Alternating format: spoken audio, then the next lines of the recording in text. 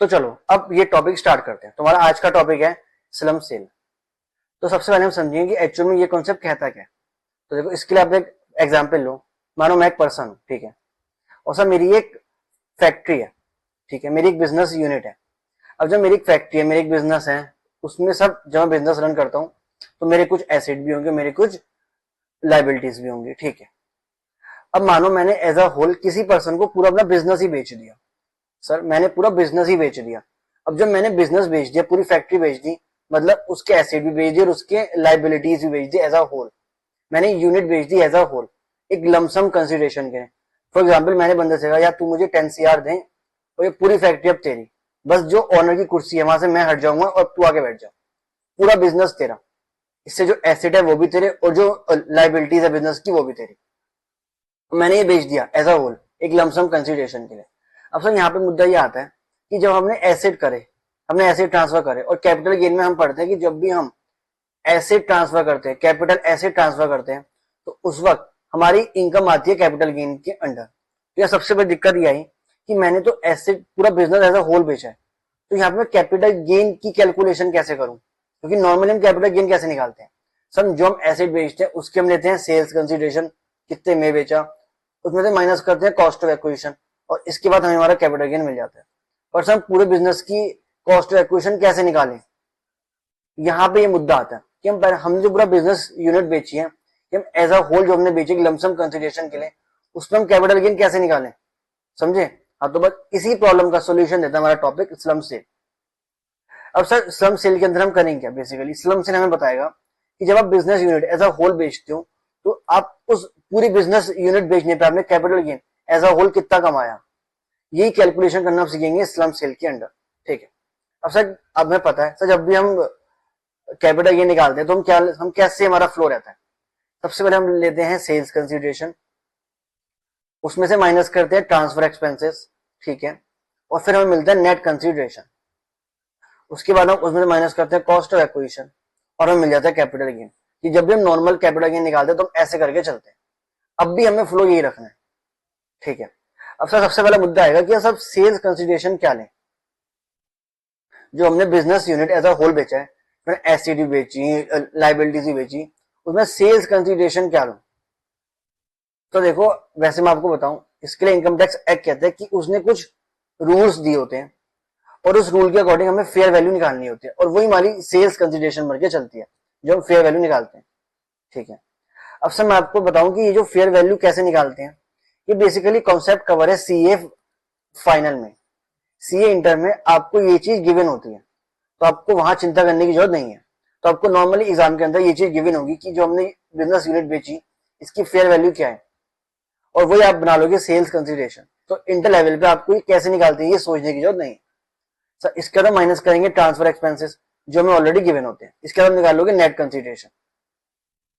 अब सर अगला मुद्दा आया कि मैं बिजनेस यूनिट की कॉस्ट ऑफ एक्विजिशन कैसे निकालूं, क्योंकि जब मैं नेट कंसिडरेशन में से ये चीज माइनस करूंगा तभी मुझे कैपिटल गेन मिलेगा। तो सर ये मैं कैसे निकालूं? अब देखो कॉस्ट ऑफ एक्विजिशन कैसे निकालते हैं, इसके लिए ये टॉपिक सम सेल कहता है कि इसके लिए हम आपको निकालनी पड़ेगी अपनी बिजनेस यूनिट की नेटवर्थ। क्या? हाँ, नेटवर्थ क्या निकालनी है आपकी? कॉस्ट ऑफ एक्विजिशन क्या बनेगी सर? नेटवर्थ। और सर नेटवर्थ कैसे निकालते हैं? शायद हमने पहले भी किसी में पढ़ा होगा फाउंडेशन लेवल पे कि नेटवर्थ कैसे निकालते हैं। सर नेटवर्थ निकालने का सिंपल फॉर्मूला होता है, मेरे जितने एसेट हैं उसमें माइनस कर दूंगा मेरी लाइबिलिटीज कितनी है, तो एसेट माइनस लाइबिलिटीज, और मुझे मिल जाएगी मेरी नेटवर्थ, और जो बन जाएगी मेरी कॉस्ट ऑफ एक्विजिशन, और जिसे मैं यहाँ पे माइनस करूंगा। अब सर पहला क्वेश्चन है कि सर एसेट किस वैल्यू पे लें और सर लाइबिलिटीज किस वैल्यू पे लें। तो सबसे पहला ध्यान रखना, लाइबिलिटीज आप ऑलवेज लोगे एट बुक वैल्यू, मतलब जो भी आपके फाइनेंशियल स्टेटमेंट, जो भी आपकी बैलेंस शीट में वैल्यू दिख रही होगी सर उसी वैल्यू पे आप उठा लो। तो हमने ये तो निकालना सीख लिया, ठीक है। अब सर बात करते हैं सर एसेट कैसे निकालते हैं। तो देखो एसेट आपको देखना सर दो टाइप के एसेट में आपको बांट के चलने हैं। एक होते हैं डेप्रिशिएबल एसेट जिन पे as per income tax depreciation charge होता है, और एक है अदर्स। अदर्स का एक एग्जांपल दिमाग आता है मुझे, लैंड। लैंड पे कोई डेप्रिसिएशन चार्ज नहीं होता। तो आप समझो जो भी डेप्रिशिएबल एसेट्स हैं वो तो आप लोगे जो भी डब्ल्यूडीवी आ रही है एज पर इनकम टैक्स। हमें पता है सर इनकम टैक्स के अंदर हम एक ब्लॉक सिस्टम के अकॉर्डिंग डेप निकालते हैं, और उसके बाद हमारे पास एंड में मिलती है डब्ल्यूडीवी। तो वो जो वैल्यू आ रही होगी as per income tax of depreciable asset, sir आप वो एसेट डेप्रिशिएबल एसेट लोगे WDV as per income tax में, और जो अदर है जिन पर डेप्रिसिएशन चार्ज नहीं होता है, फॉर एग्जांपल लैंड, उसका आप लोगे बुक वैल्यू पे। समझे? तो हम यहाँ एक बार दोबारा रिवाइज करते हैं। सर हम निकाल रहे हैं कॉस्ट ऑफ एक्विजिशन, कैसे निकालेंगे? तो देखो कॉस्ट ऑफ एक्विजिशन के लिए मैंने सिंपली कहा आप निकालोगे बिजनेस यूनिट की नेटवर्थ। नेटवर्थ का सिंपली मतलब होता है एसेट माइनस लाइबिलिटीज। लाइबिलिटीज हम लेते हैं ऑलवेज एट बुक वैल्यू, और एसेट हमें बांटना पड़ता है कि वो डेप्रिशिएबल एसेट है या फिर नॉन डेप्रिशिएबल एसेट है। अगर डेप्रिशिएबल एसेट है तो उसे हम लेंगे always at written down value as per income tax act, ठीक है। और अगर कोई अदर है नॉन डेप्रिशिएबल एसेट है, फॉर एग्जांपल लैंड, तो उसको लेते हैं बुक वैल्यू पे। यहां तक सर हमने ये चीज कवर करके चले। अब सर इसमें कुछ और बातें ध्यान रखने की है। पहली चीज, एक बात तो मानो अगर आपको एसेट दिया जिसमें रिवैल्यूएशन का इफेक्ट है, मतलब उसकी रिवैल्यू हमने उसकी जो वैल्यू उसमें रिवैल्यूएशन कर रखी है। मतलब मानो एक एसेट है, हमें पता है sir as per accounts, as per AS India में कई बार कुछ एसेट को रिवैल्यू करता हूँ, या तो उनकी वैल्यू बढ़ाता हूँ या फिर कम करता हूँ, ठीक है। ये हमने एएस या फिर इंडिया में हम ये चीज करके चलते हैं। तो अगर आपने ऐसा कुछ कर रखा है बुक्स के अंदर, कुछ रिवैल्यूएशन कर रखा है, तो उसको हटा दो, उसके इफेक्ट को खत्म कर दो। अगर मानो सर कभी मेरी नेटवर्थ नेगेटिव आ जाए, मतलब मेरी एसेट कम है और मेरी लाइबिलिटीज ज्यादा है, तो मेरी नेटवर्थ क्या आएगी? नेगेटिव। तो ऐसे केस के अंदर हम इसे नील मान के चलते हैं और हमारी कॉस्ट ऑफ एक्विजिशन क्या बन जाती है? नील। अगला सर इंडेक्सेशन की यहाँ पे हम बात करके नहीं चलते हैं। स्लम सेल के अंदर सर कब बेचा कब नहीं बेचा, it does not matter. Slum sale के अंदर इंडेक्सेशन की बात कभी भी नहीं आती है, ठीक है सर। एक धर दो बातें हो रहे हैं। अगर मानो कोई सेल्फ जनरेटेड गुडविल है, उसकी वैल्यू आप ऑलवेज नील मान के चलोगे। मानो आपको बैलेंस आपको नीचे मतलब आपको दे दिया क्वेश्चन के अंदर कि हमारी एक एसेट है जो कि है सेल्फ जनरेटेड गुडविल, उसकी वैल्यू मुझे लगती है 12 लाख है, तो अब यहाँ के 12 लाख लोगे, आप कहोगे नहीं, उसकी वैल्यू में ऑलवेज नील लेके चलूंगा। जब एसेट हम निकालेंगे इसको हमेशा नील लेके चलेंगे, इसको सेल्फ जनरेटेड गुडविल। और सर ऐसे एसेट जिसमें 35 एडी में डिडक्शन क्लेम कर चुका हूँ। सर 35 एडी सेक्शन बेसिकली आता है पीजीबीबी के अंदर, आपको याद हो स्पेसिफाइड बिजनेस की लिस्ट है, जब आपको कैपिटल एक्सपेंडिचर की भी 100% छूट मिल जाती है। अगर कोई ऐसा एसेट है जिसके ऊपर आप ऑलरेडी 35 एडी की डिडक्शन क्लेम कर चुके हो अंडर पीजीबी, तो उसकी वैल्यू को भी हम नील लेके चलेंगे। इसके बाद हम माइनस कर देंगे कॉस्ट ऑफ एक्विजिशन और हमें मिल जाएगा कैपिटल गेन। अब sir capital gain short term है या लॉन्ग टर्म, इसके लिए बेसिकली हमें देखना होता है 3 साल का होल्डिंग पीरियड। अगर बिजनेस यूनिट मैंने 3 साल तक चलाई और उसके बाद बेच दी, 3 साल के अंदर बेच दी तो शॉर्ट टर्म, और 3 साल के बाद बेची तो लॉन्ग टर्म। तो ये था सर पूरा स्लम सेल का कॉन्सेप्ट। आई होप आपको अच्छी तरह समझ में आया होगा, ठीक है। अब सर आईसीआई का एक एग्जाम्पल है, और नॉर्मली एग्जाम में इसे यही क्वेश्चन पूछता है, बस कुछ चेंज वेंज करके स्लम सेल का। तो अगर आप पहले मेरी हमने पूरा कॉन्सेप्ट देख लो और उसके बाद ये आपके क्वेश्चन सॉल्व कर लो, तो आपके पूरा टॉपिक कवर हो जाएगा। और एग्जाम में देखो नॉर्मली ये क्वेश्चन 8 से 10 मार्क्स का आता है, तो आपके 8 से 10 मार्क्स सिक्योर हो सकते हैं, और ऐसे बार बार पूछता है, उसका इंपॉर्टेंट कॉन्सेप्ट है, ठीक है। तो इसलिए ये क्वेश्चन ध्यान से देगा। अब सर क्वेश्चन क्या है, अब पढ़ना स्टार्ट करते हैं। मैंने कहा sir mister A is a proprietor of Akash enterprises, ठीक है, हैविंग 2 यूनिट्स। सही है, एक ए है उसकी एक आकाश एंटरप्राइजेस जिसमें 2 यूनिट है। ही ट्रांसफर्ड ऑन 1 अप्रैल 2024 यूनिट 1, उसकी 2 यूनिट थी, इसमें से उसने एक यूनिट 1 ट्रांसफर कर दी by way of slum sale. Unit 1 slum sale के थ्रू बेच दी, मतलब पूरी यूनिट बेच दी, यहाँ पे एसिड बेच दी और लाइबिलिटीज भी बेच दी एज अ होल। और उसे कितना पैसा मिला? उसे मिला 25 लाख, ठीक है।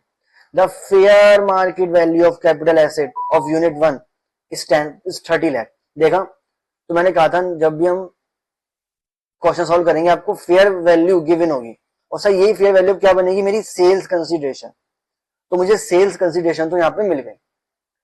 अब सर मुझे निकालने कुछ ट्रांसफर एक्सपेंसेस तो नहीं है, और उसका निकालने मुझे कॉस्ट ऑफ एक्विजिशन। यहां तक 30 लाख तक में समझ में आ गया।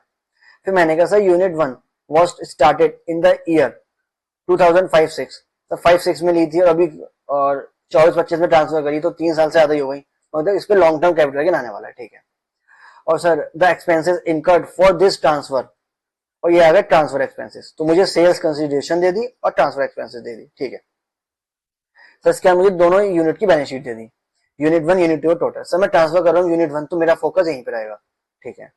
इसकी एक लैंड है 12 लाख की, मशीन है 3 लाख की, डेटर्स हैं 1 लाख की, अदर एसेट है 1.5 लाख के। फिर कैपिटल और ये रिवैल्यूएशन रिजर्व समझे। रिवैल्यूएशन रिजर्व का मतलब क्या है, फॉर लैंड, मतलब ये जो लैंड है ये रिवैल्यू हुई है, तो मैं अभी हमने पढ़ा था हमें रिवैल्यूएशन को हटाना होता है, ठीक है। तो जब भी हम लैंड की वैल्यू लेंगे हम 12 लाख नहीं लेंगे, 12 लाख माइनस 3 लाख, रिवैल्यूएशन को हटाने के बाद हम 9 लाख लैंड की वैल्यू लेंगे। मुझे यहाँ तक ये तो समझ में आ गया।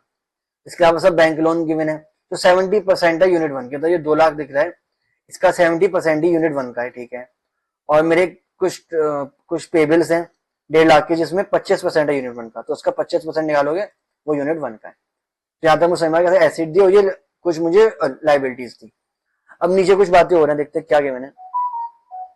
पहले उसने कहा sir revaluation reserve is created by revising upward the value of land. उसने कहा सर जो हमने रिवैल्यूएशन रिजर्व है या हमने 3 लाख का बनाया, हमने लैंड की वैल्यू बढ़ा के बढ़ाया। तो तुम पहले भी हमने ऊपर भी बात करी थी, ये कह रहा है कि ये रिवैल्यूएशन लैंड का है, तो सिंपली हम लैंड की वैल्यू लेंगे तो उसको माइनस करके लेंगे। पहली बात तो सर समझ में आ गया, कुछ काम का पॉइंट नहीं था। अगला पॉइंट था no individual asset, no individual value of any asset is considered in the transfer deed, ठीक है, कुछ काम की बात नहीं। अगला कह रहा है जो अदर एसेट्स हैं ऑफ यूनिट वन, ठीक है, 1.5 लाख के हैं, इसमें पेटेंट्स हैं acquired on 1/7/2022 for 50,000 on which no depreciation has been charge.